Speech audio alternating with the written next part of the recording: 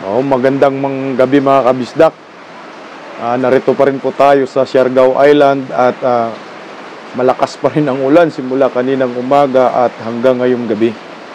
Nandito po ako nag-content sa rooftop kasi bawal po ako mag-iingay sa mga kwarto dahil magre-reklamo yung mga kapitbahay po natin.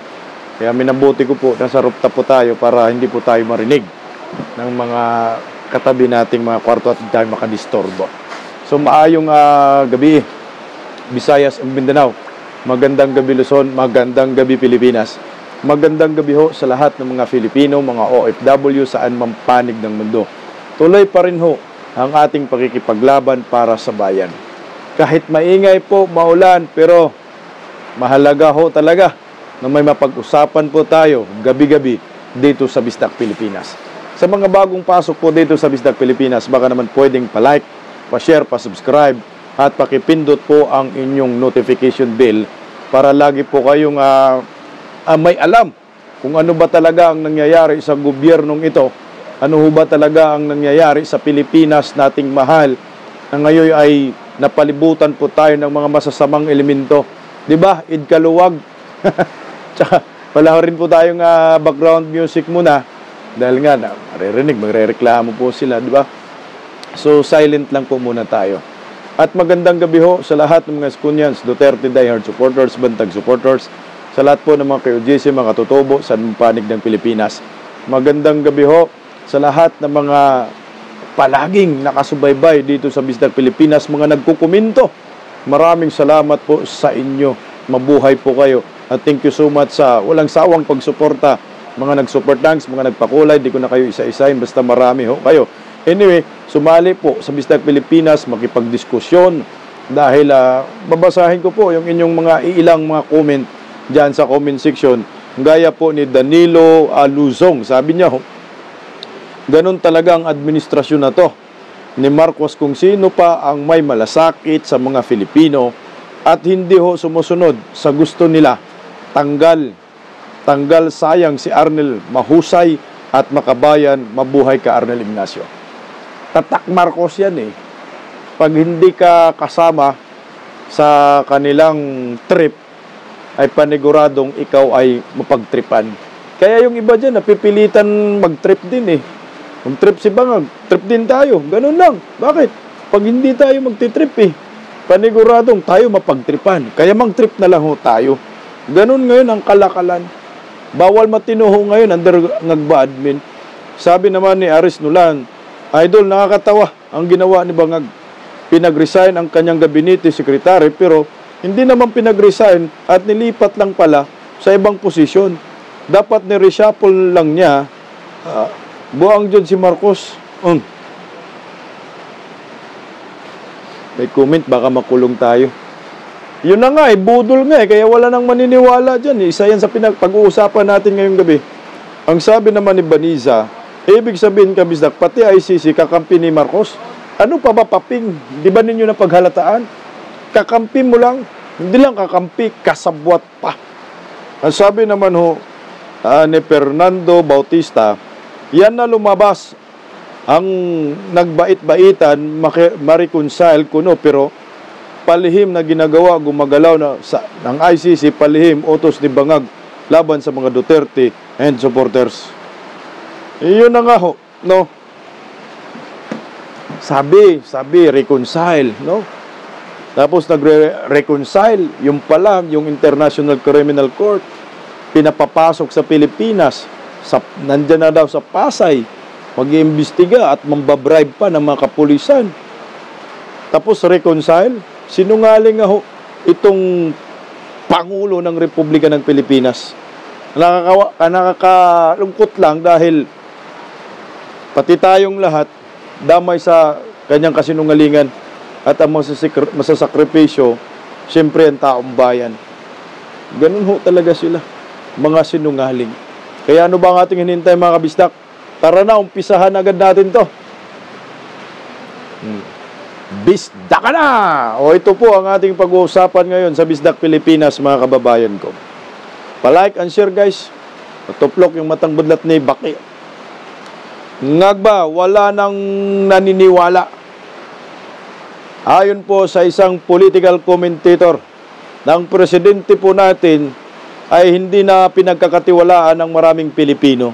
Aba, naman, hari ng sablay, puro fake news eh. Yung sinabi walang mga baril, yung mga polis na sumugod sa KOJC, yun, hari ng fake news. Ang tataas ng mga baril na hawak po ng mga kapulisan na sumugod dyan sa Kingdom of Jesus Christ ni Pastor Apollo Sigibuloy.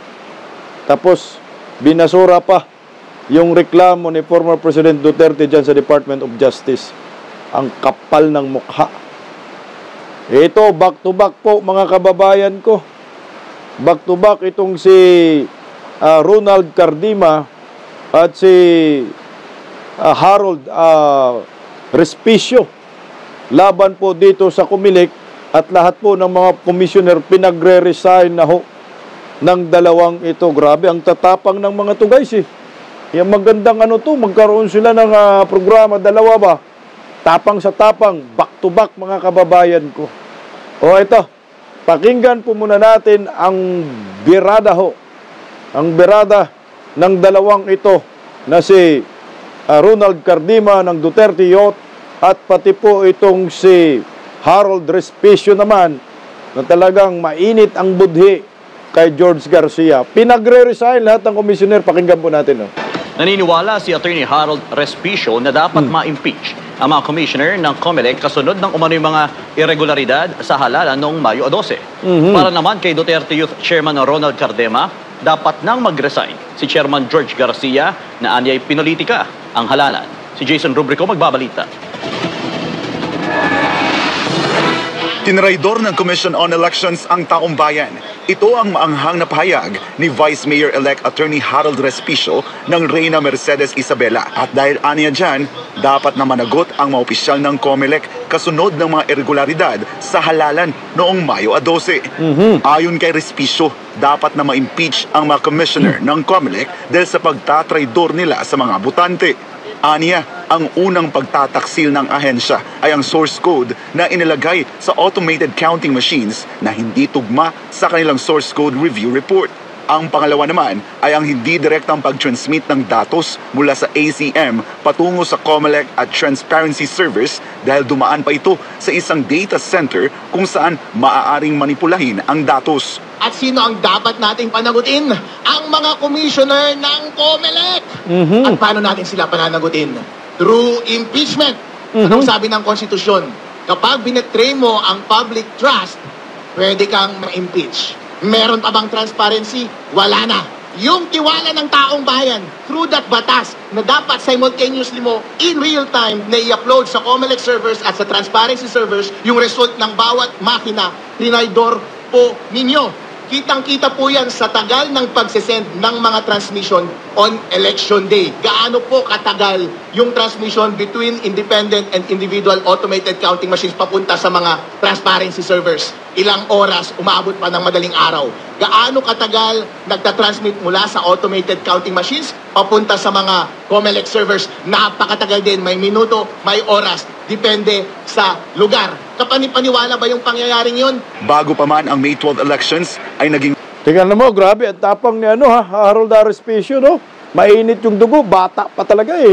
Bata pa ba? Kaya matatapang. May paninindigan at nakakatuwa ho kasi mga bata ngayon yung lumalaban para sa bayan. Yung maingay lang kahit ulan na, isipin yun lang ho, background, pagkakabisda kasi nga, bawal po ako mag-content sa loob ng kwarto, baka po ako palayasin dito.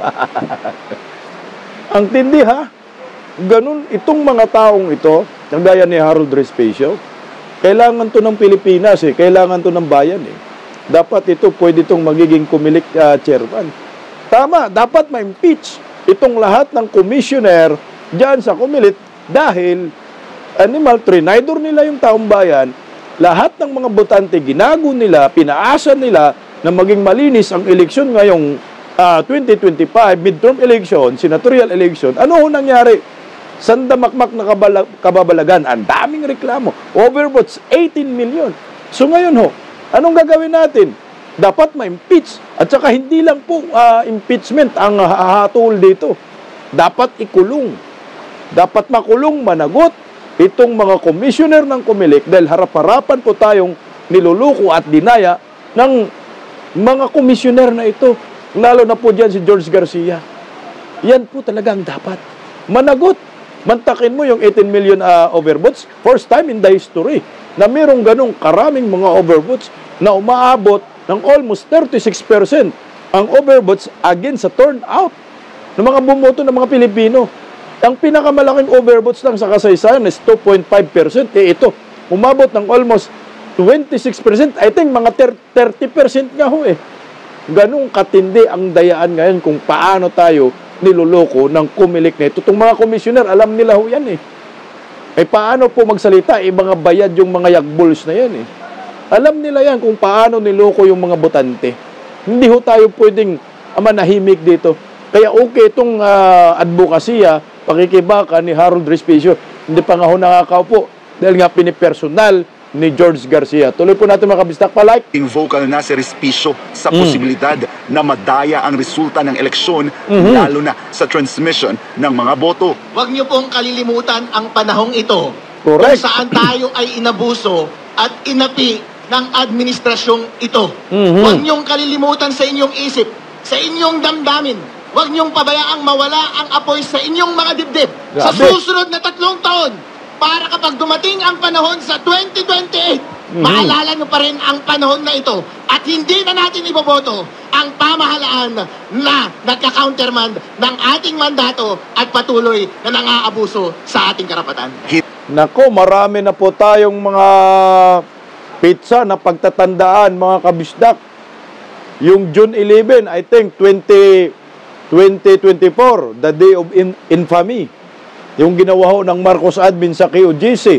Yung June 11 yun, tama ba? June 11 or June 9? Basta ganon. March 11, 2025. Yung pagkidnap kay Tatay Digong, pagtraidor sa taong bayan, pagsuko ng soberanya ng Republika ng Pilipinas sa mga banyaga. Ito na naman, sinabi ni Harold Respicio, attorney, huwag nating kalimutan, March 12. Sorry, March 12, di ba?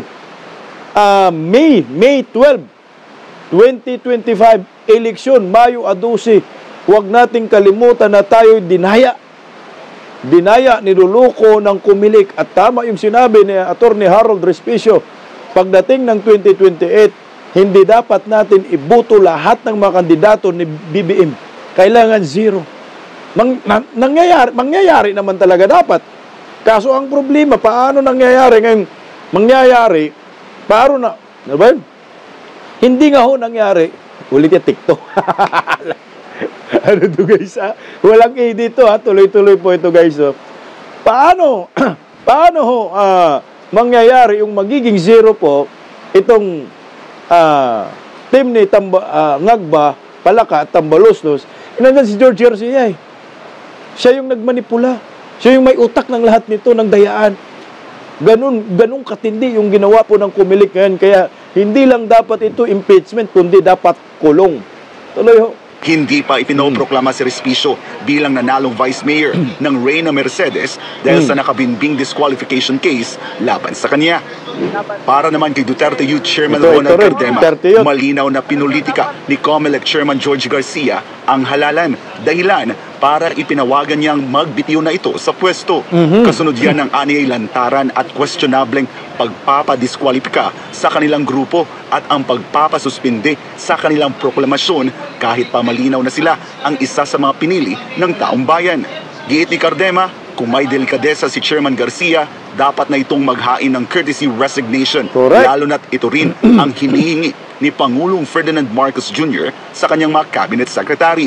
Kami ang party list na ibinoto ng mga pulis, sundalo, tropa ng gobyerno, OFWs at milyong-milyong mga Pilipino. Pinaglalaroan nyo ngayon at nagagalit lalo ang maraming Pilipino sa administrasyong ito. Correct. Kaya napuno ang Bongbong Marcos, Presidente, pinagre-resign kayo lahat. At sa lahat ng pinagre-resign, ikaw lang ang daming sinasabi na hindi ka kasali sa magre-resign. Wala kang tiwala sa sarili mong presidente at nag-appoint sa'yo, kinakabahan ka na baka i-accept yung resignation mo.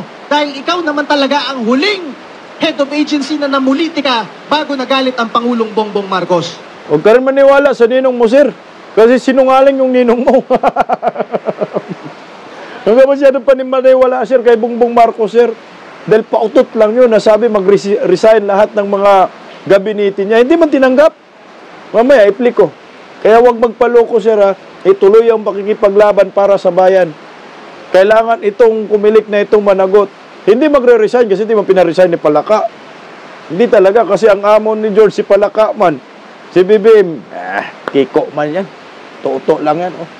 Ayon pa kay Cardema, may impormasyon umano mula sa intelligence officers na sinadyang ipitin at diskwalipikahin ang Duterte Youth upang bigyang daan ang Gabriela Porteles na makapasok sa Kongreso. Malinaw naman ayon sa Duterte Youth na sila ang pumangalawa sa may pinakamaraming boto noong Mayo 12 na umabot sa higit 2 milyon katumbas ng 3 congressional seats.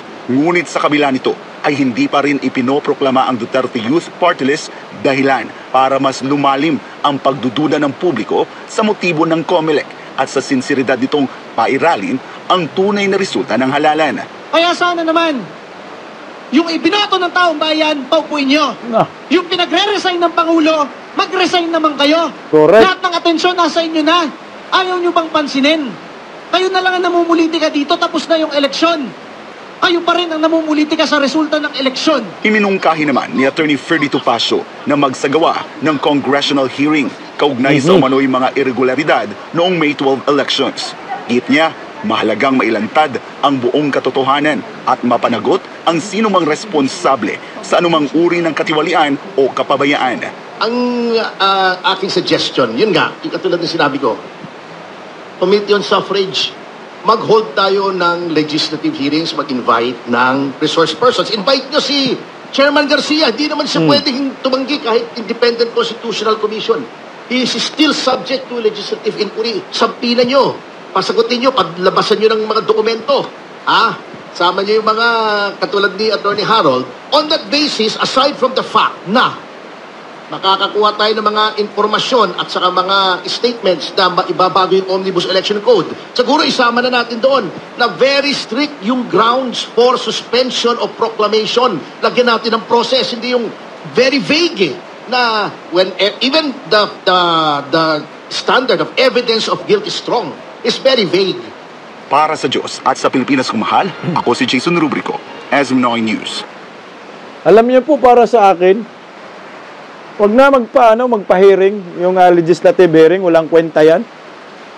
Kasuhan na lang diretso sa Supreme Court. Maglabas ng maraming ebidensya, marami na mong nadaya, kagaya yun sila ni Chito, marami naman na biktima ng overvotes. Kasuhan na lang diretso sa korte ng panagutin at ipakulong tong mga to. Yan na lang siguro yung pinakadabis kasi wala rin kwenta yung hearing-hearing eh. Merong ano dyan, merong pang standing lang eh. Yung mga ginagawa ng kongresista, sayang lang gastos ng bayan eh. Mas ano na lang siguro, kasuhan, sa korte, magagaling naman mga abogado na galit dito kay George, tuluyan na lang, mga kabistak. At saka huwag ka magpaniwala sa, Cardima, Ronald Cardima, dyan sa ninong mo na trinaydor ka na. Hindi ka pinapaupo na yung courtesy resignation, drama ho yun. Kaya itong si BBM, hindi na po ito kapanipaniwala pa.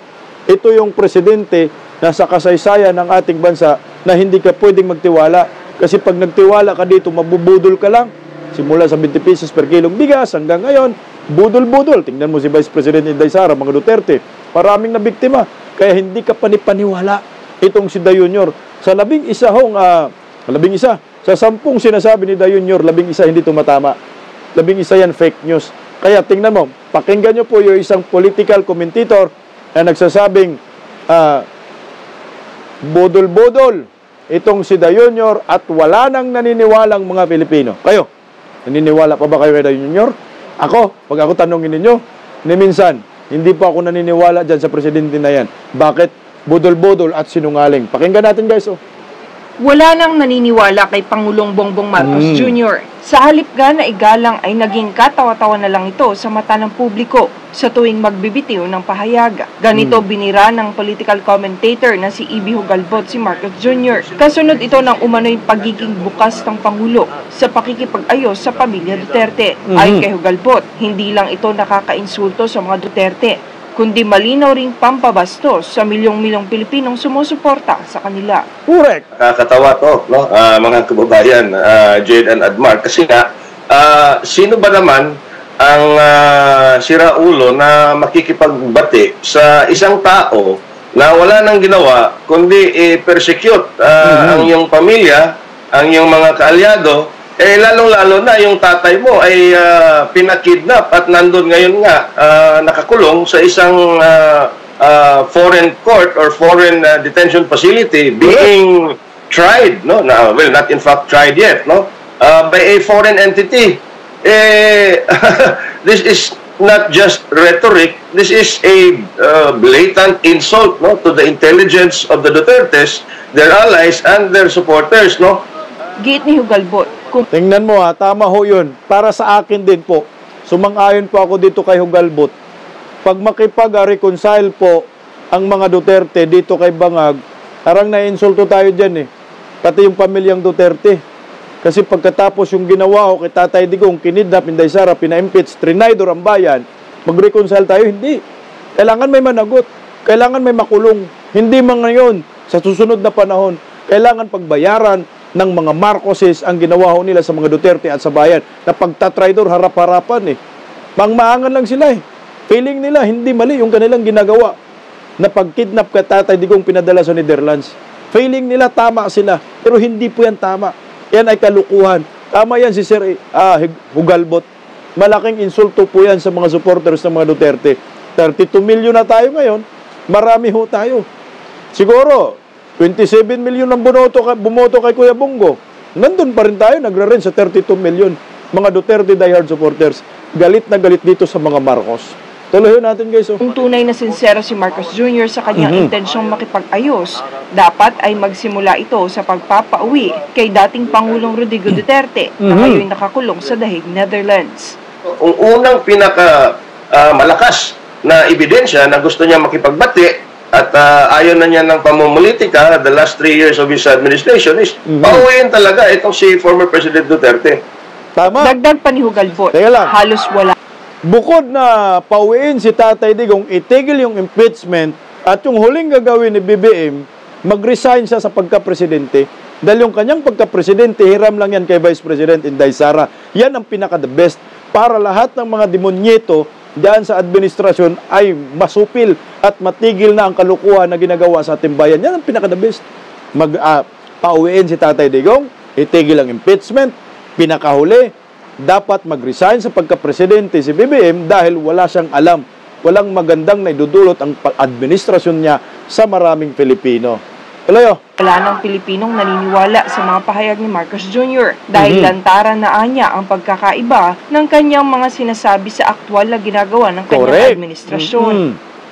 Yung ICC, sabi niya, we will not recognize the jurisdiction of the ICC, no? Not just Bongbong Marcos, but even his cabinet secretaries. Anong ginawa nila? Talagang pinakidnap si former President Duterte. Pangalawa, ayaw niya ng impeachment. Ayaw daw niya ng impeachment. Pero tinuloy pa rin on February 5 in a very, very surprising circumstance, no? Noong February 5. Sino yung unang pumirma sa impeachment complaint ni VP Sara Duterte? Di ba ang anak ni Bongbong Marcos na si Representative Sandro Marcos? So, talagang wala nang maniniwala ng mga sinasabi nitong si Bongbong Marcos. Giit ni Hugalbot, kung nais ni Marcos Jr. na muling pagkatiwalaan ng publiko, dapat ay magsimula ito sa mga konkretong aksyon at hindi sa paulit-ulit na pahayag na taliwas naman sa kanyang ginagawa. Correct. Ito si Jane Conita, inyong citizen correspondent, nag-uulat para sa Diyos at sa Pilipinas nating mahal. Merong isang salita yan na pwedeng magamit natin pagkatukoy kay Dayunyor. Ang tawag dyan talaga sa kanya, ito, pag binanggit mo ang word na ito, ang maalala mo siya, mga kabisdak. Pag sinabi mong budol-budol, Wala nang iba yan si BBM na yan. Siya yung pinakabudol-budol sa kasaysayan ng Pilipinas. Siya yung pinaka-traidor. One word lang, budol-budol. Sino? BBM. Siya po yung pinakasinungaling na naabutan kong presidente. Tingnan mo, may pautot na naman. Wala talagang maniniwala. Di ba yung sabi, mag-resign, lahat kayo ng gabinete. Pagkatapos niya mag-announce na mag-resign, tingnan mo, tatawa-tawa lang talaga. Ang bihira, oh. Secretary Luke Bersamin, please. Tingnan mo yan, ha? The Senate President Francis Escudero, and the other members of the Senate here with us today, the Senior Deputy House Speaker Aurelio Gonzalez, and other honorable members of the House of Representatives, the honorable members of the Cabinet. Tingnan mo, Teka, tatawa. may laman pa ba yung Lakas na kabila? ng hangin, guys. Who am I addressing now? Tingnan mo, tumatawa, oh. We are in flux. Oh, tingnan mo, oh. Sipin mo, ha, sinong maniniwala sa taong ito? Yung courtesy resignation. Pagkatapos na manawagan, hayan, tatawa-tawa siya. May naiwan pa daw siya ba? Meron pa ba daw siya gabinete? Nga. Kagagawan mo yan, tumatawa ka. Ito, niluluko tayo eh. Pinaglaruan tayo dito, guys. Kaya hindi na po ito kapanipaniwala itong presidenteng ito. Tingnan mo, anong ginawa niya? Hindi man pinagtatanggal. Nanatili pa rin. O ito, pakinggan po natin ang balitang ito. Patoplok nga, guys. Oh. Matapos ang panawagang courtesy resignation sa lahat ng mga miyembro ng gabinete ay inanunsyo ng Malacanang na mananatili sa posisyon ang 5 economic managers ng kasalukuyang administrasyon. Si Creslyn Catarong magbabalita. Nitong Biyernes, inanunsyo ni Executive Secretary Lucas Bersamin kung sino-sino ang cabinet secretaries na mananatili sa kanilang posisyon makaraan ng kautosang courtesy resignations ni Marcos Jr. Kabilang sa magpapatuloy sa kanilang panunungkulan at paninilbihan ay ang economic team na sina Cristina Aldigar-Roque ng Department of Trade and Industry, Ralph Recto ng Department of Finance, Arsenio Balisacan ng Department of Economy, Planning and Development, Amina Pangandaman ng Department of Budget and Management, at Frederick Go, Special Assistant to the President for Investment and Economic Affairs. Samantala, inanunsyo rin ni Bersamin ang mga pagbabago sa ibang departamento at mga opisyal na hindi mananatili sa kanilang pwesto. Si Energy Secretary Rafael Lotilla ay ililipat sa Department of Environment and Natural Resources bilang bagong kalihim, kapalit ni Maria Antonia Yulo Loizaga. Ayon kay Bersamin, magpapahinga muna si Loizaga, ngunit nananatiling bukas ang posibilidad na mabigyan siyang muli ng posisyon sa gabinete sa mga susunod na panahon. Habang Si Loizaga lang yung dinali dito, yung isa lang. Si Loizaga. Pansamantalang walang kalihim, pamumunuan muna ni Undersecretary Sharon Garin ang DOE bilang officer in charge. Samantala, sa Department of Human Settlements and Urban Development Secretary Jerry Acuzar ay itatalaga bilang Presidential Advisor for Pasig River Development na may ranggong secretary. Papalit sa kanya bilang bagong kalihim ng DSUD si Engineer Ping Aliling, dating Undersecretary ng naturang ahensya. Sa panig naman ng Department of Foreign Affairs, nakatakdang magretiro si Philippine Permanent Representative to the United Nations, Antonio Manuel Lagdameo, pagsapit ng Hulyo 31. Papalit sa kanya si DFA Secretary Enrique Manalo, habang si dating Ambassador at Foreign Affairs Undersecretary Tess Lazaro ang itatalaga bilang bagong kalihim ng DFA simula rin sa Hulyo 31. Sa kabilang banda, tinanggihan ni Marcos Jr. ang courtesy resignation ni Executive Secretary Lucas Bersamin. Ayon kay Bersamin, ang mga opisyal ng kabinete na nagsumite ng kanilang courtesy resignation ay dadaan pa sa masusing pagsusuri bago maglabas ng pinal na desisyon ng Pangulo ukol sa kanilang pananatili o pag-alis sa pwesto. Yung mga ibang aksyon sa courtesy resignation ng ibang cabinet secretaries, in the coming days, magkakaroon ng more careful evaluation. Ang urgent kasi itong economic team. Maybe after Wednesday, there will be more announcements to be made. Ibinunyag din ng opisyal na umaabot na sa 52 opisyal ng pamalaan ang nakapagsumite ng kanilang courtesy resignation. Para sa Diyos at sa Pilipinas kong mahal, Creslyn Catarong, SMNI News. Alam mo, kalukuhan talaga itong si Junior, pinaglalaruan ng mga Pilipino. Nananawagan ng courtesy resignation, ang ginawa, ni-retain. Nanawagan ng courtesy resignation, anong ginawa, ni-reshapo lang pala. Ibig sabihin, pinalit-palit lang niya, yung gabinete niya. Niluloko lang tayo. Pero anong nangyayari? Ang tanging purpose nila dyan ay binudol tayo, niluloko tayo, baka sakaling may maniniwala sa kanya. Ang sabi nga ni Hugalbot, wala nang naniniwala dyan. Talagang hindi po kapanipaniwala ang Pangulong ito na kahit sinong Pilipino, pag nabanggit mo yung bodol, singiwiim yan, wala nang iba. Kaya huwag tayong maniwala dyan. Reconcile, kalukuhan. Reconcile, pero pinapasok ang International Criminal Court. Anong meron? Puro kasinungalingan. Wala nang naniniwala dyan. Kaya, guys, mga Filipino, gumising kayo, gumising tayo. Tulungan nyo po kaming mga political vloggers na i-enlightened ang lahat ng maraming Pilipino. Anong klaseng administrasyon meron ngayon? Tulungan nyo po kaming ipalagana po ang lahat ng mga content namin, ang lahat ng mga nalalaman natin, lalo na po paggaling sa SMNI. Talagang credible po ang SMNI para po talaga sa bayan. Kaya naman, kunting suporta po sa amin mga kababayan ko. Meron po tayong programa na Birada Aguila. Kasama ko po yung apat na mga political vloggers. Kilala nyo po sila. Kasama po ako dyan. So ngayon ay hindi po muna ako makakasama sa umpisa. I think ngayong Mayo 27 na po, mag-start po yung Birada Aguila. Sa titulo pa lang, talagang bira lang ng biraho ito. Suportahan po natin sa DJER 1026 SMNI News. Channel po yan sa YouTube, meron din po yan sa Facebook. Suportahan po natin. Tingnan po natin kung anong gagawin ng mga political vloggers na ito. Baka habulin ito ng mga kaso. Habulin nyo na rin po kami rin sa kulungan. Baka sakali. yung una po natin ipakulong si Badong Aratiles. Kasi yan yung boss namin Siya yung may utak nito. Kaya, Dong, Birada Aguila. Kasama po si Brother Travelers, Pambansang Loyal, VMR Channel, Badong Aratiles. At siyempre, ang inyong lingkod, Bisdak Pilipinas, Bibira, kasama ang Birada Aguila. Mabuhay po tayo mga Pilipino. Subaybayan niyo po kami muli. At thank you so much po sa palaging pagsuporta. Sa mga gustong magkomento, nandyan yung comment section. Makipag-usap tayo sa bayan. Tumulong, maghimay-himay sa isyu ng lipunan. Malay natin, sa susunod na video, ikaw naman yung mababasa ko.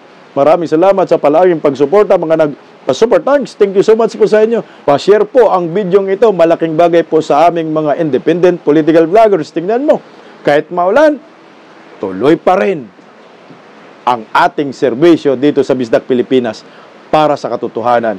Isigaw po muli natin, bring PRRD home. Mabuhay po tayo mga Pilipino. Thank you so much po sa inyo. Magandang gabi.